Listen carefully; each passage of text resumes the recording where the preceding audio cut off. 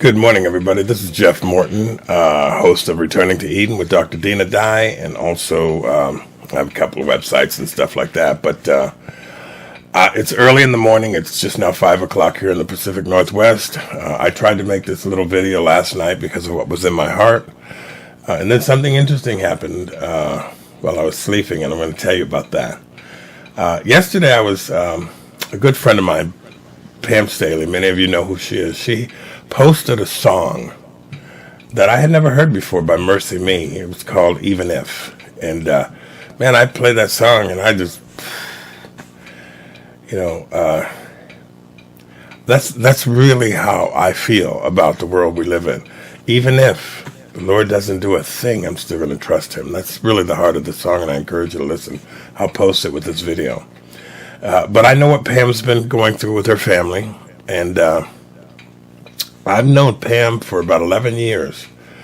We first met on the phone. We had a wonderful conversation years ago. I've never met her face to face, but we've talked on the phone several times during the course of the last 11 years. And she's someone who I just adore her. And she's going through a lot. She just buried her son, and many of you know some of the other issues that are going on in her family, including her husband, who's got an illness that he's battling as well.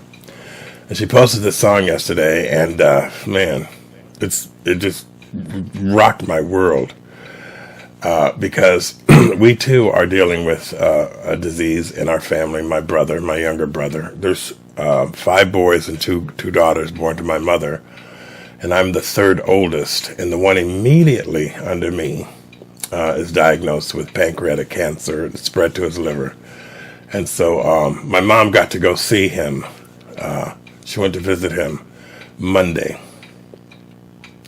My mom will be 80 years old this year, and she's endured a lot of difficulty raising us kids. She did pretty much most of it by herself. And so the circumstances surrounding my younger brother's life have been very difficult for her. So for her to go sit and hear him talk about this disease, it had to be crushing, and I couldn't stop thinking about her yesterday. Of course, I played the song. I tried to play it at work. It didn't work out very well, but I was thinking about women. And of course, those of you who know me and have watched some of my videos, you know that I'm really a champion of women, but I'm a champion of women for reasons that we typically don't address. I believe there's a cause and effect in the kingdom of God. I believe that what he's doing, when we go against that, there's an effect. And I believe that when a woman is treated violently by the society is violent. I believe that when a woman is treated as though she's a piece of meat and a sexual object, then the society is perverted. I believe that when a woman kills her children, or when men condone this kind of practice, even reaching up inside of women to abort children, then the value of the life of children is lessened. And I believe all of those things are occurring in the world today. If you just go around the societies of the world, if you look at the Islamic countries where the women are brutally I don't even know how to describe that, but most of those societies suffer. They're non-progressive. They don't advance. It's a real mess and a real tragedy. And life is kind of, for the most part, in particular with the radical Islamic folks, it doesn't have any value. And I kind of look at that and I go, well, look at the women. I always go, look at how the women are treated, and you can pretty much define how the society behaves. So I kind of see it from that perspective. I also see women as having to deal with rejection. I mean, really, when you stop and think about the rejection that women have endured for centuries, and the brutality, rape, abuse, you just go down the list. Women have had to deal with this for centuries. They've been treated as though they're second-class citizens, second-class to everything, really, in a lot of ways.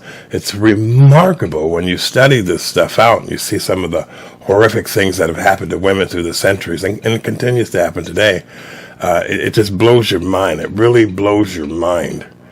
And so I have always believed, or more recently in the last 10 years, that one of the biggest, and I wrote a book, I haven't published it yet, But I interviewed a lot of women, and the one thing they all had in common was a sense of rejection, a sense of being tossed aside. I asked these women, when you look in the mirror, what do you see? And not one of them, not one, and I interviewed probably 30 women, not one of them said anything that wasn't negative. Not one. And I thought that was kind of remarkable. And a lot of them joked and made a little, comment about it. But at the core of their comment was nothing positive. So this kind of breaks my heart. And then with my own mother, I watched, she told one of my sisters that she'd never known the love of a man. And looking back through her life, yeah, that's true. She has never really known the love of a man who was committed and devoted to her. She never has.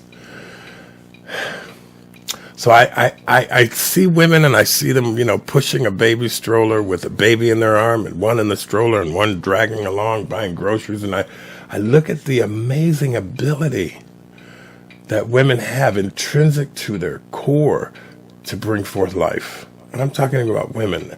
Deception is destroying the heart of everything. We know that.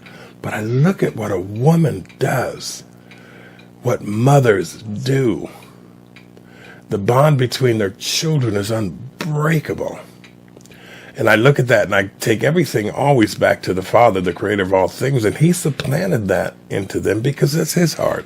And so one day the Lord showed me that the heart of women is really the heart of the Father. And I believe that with all of my heart. I believe that when the Father speaks to humanity, 99.9% of the time he does it through women if he doesn't do it himself. I really believe that. So I think women are remarkable, and I think they're just, when we look at them in terms of the miracle of creation, and we look at, men, I drive around and I see these tall buildings and these planes, and I see what we're capable of. And then I include women in that, and I see a different perspective of who they are and what they are, and it just blows my mind. And so as I was thinking about Pam yesterday and what she has endured, and I think about all the mothers who have lost their children to murder or to floods or to earthquakes, and then the resilience for life that you see in the heart of mothers, and I go, Father, they're just amazing.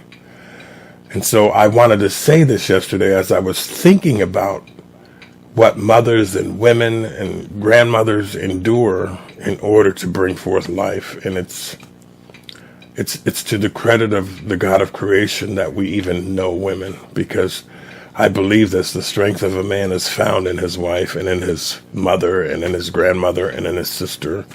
I believe that's kind of how the Father, when the two become one, then perfection is really ordered.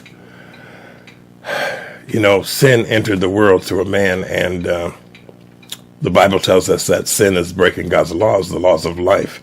And so when I see what we've done to the law of life, to the laws of liberty, and I see the suffering that humanity is dealing with, the incident in New York City yesterday, we're at a tipping point in how things are to go, and I really do believe that. But I had a dream last night. I woke up and I thought, okay, I'm going to make this video.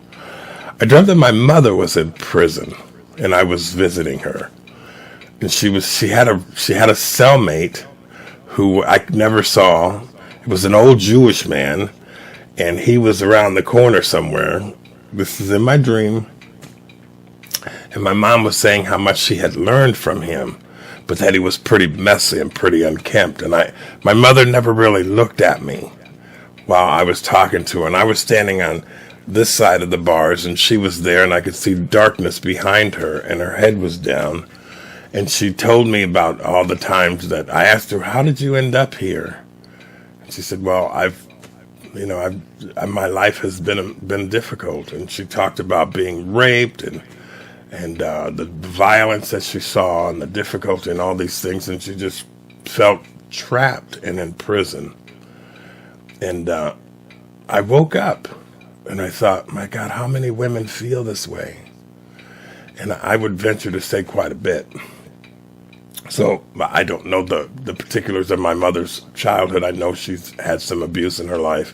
I do know that. I know she's, all of those things. And most women I talk to have dealt with this abuse. And I believe that when men lose their identity and lack the responsibility of life itself, then women suffer. It's just the domino effect. It's a suffering that continues. And if you go into churches, you'll see predominantly women sitting there, many who have been rejected by their husbands. But they're the ones sitting in the pews. They're the ones sitting in the synagogues. They're the ones there. So I wanted to make this video just to say to women that it's remarkable that the Father says, I'm going to restore the bride. I'm going to restore women. I'm going to restore life. And I tend to believe that women represent life the best. We represent building. We build a house. We build a building. But the women fill the house with life. And so the Father's goal is to restore life. And I look at women and I see the heart of the Father and I see the restoration of life happening. And I see the restoration of the identity of women also as a hallmark of the restoration of all things. And so I wanted to make this video to let you women know that you got this guy here praying for you. My wife sent me a nice note yesterday going through this whole thing with my brother. She's been there for 30 years and we've had our problems. Trust me, I'm not the easy person to live with. But I thought what she wrote was sweet. And it just goes to show you that when you have a woman supporting you, you really can't go wrong. And when you throw women away and when you reject them and when you treat them in the same way that the serpent treated Eve, then your society, I don't care what society it is, begins to fall. So to all of the women, and particularly those who follow the God of Israel, God bless you. Thank you. And you have a few champions out here. I always say the difference between men and boys is how women are treated. So God bless you guys. Have a great day. Bye-bye.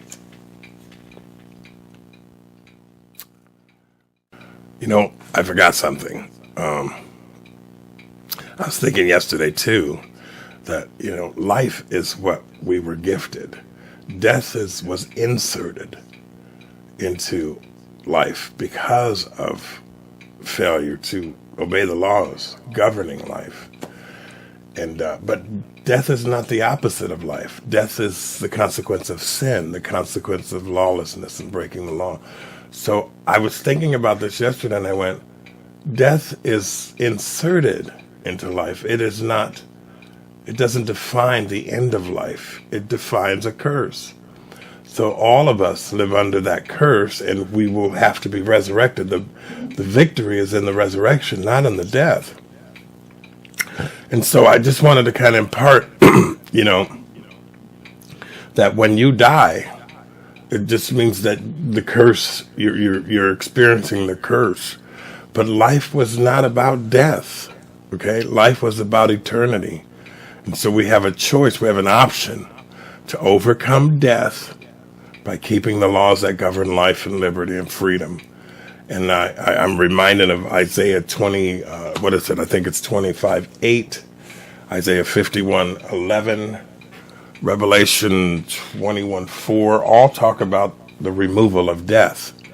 So I like how Dina Dye says it. Death is simply being removed from time, not the end of life. Just wanted to part that in your spirit, okay? Because I really believe that. Death is like the end of time, not the end of life. God bless you guys. Bye-bye.